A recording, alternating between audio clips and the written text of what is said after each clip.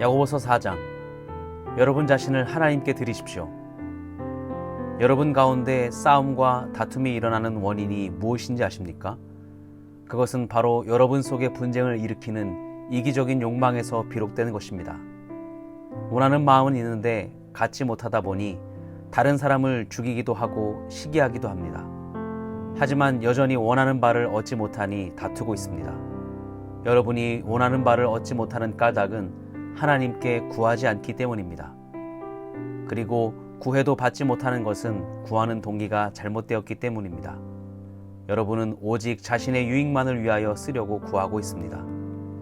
하나님께 충성되지 못한 여러분이요, 여러분은 세상을 사랑하는 것이 하나님을 미워하는 것이라는 사실을 모르십니까? 만일 세상과 버타고 싶은 사람이 있다면 그는 스스로 하나님과 원수가 될 것입니다. 하나님께서 우리 안에 거하게 하신 성령이 우리를 시기하기까지 사랑하신다는 성경 말씀이 아무것도 아닌 말처럼 생각됩니까? 하나님께서는 우리에게 성경이 말한 대로 더 큰 은혜를 주셨습니다. 그래서 성경에 이렇게 기록되어 있습니다. 하나님께서는 교만한 자를 물리치시고 겸손한 자에게 은혜를 주신다. 그러므로 여러분 자신을 하나님께 드리십시오. 마귀를 대적하십시오.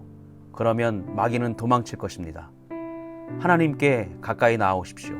그러면 하나님께서도 여러분을 가까이 하실 것입니다. 여러분은 죄인입니다. 그러므로 여러분의 삶 가운데 죄를 깨끗이 씻으십시오. 여러분은 하나님과 세상을 동시에 쫓으려고 하고 있습니다. 정결한 마음을 품기 바랍니다.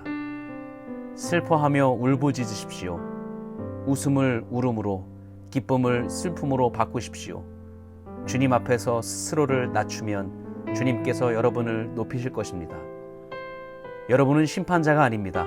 형제 여러분, 서로 헐뜯지 마십시오.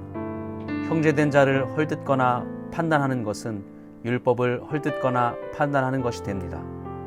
여러분이 율법을 판단하면 여러분은 더 이상 율법을 지키는 사람이 아니며 오히려 재판자가 되는 것입니다. 율법을 만드시고 재판하시는 분은 오직 하나님 한 분이십니다. 오직 그분만이 구원하실 수도 있으며 멸하실 수도 있습니다. 그러므로 여러분이 이웃에 대하여 판단하는 것은 옳은 일이 아닙니다.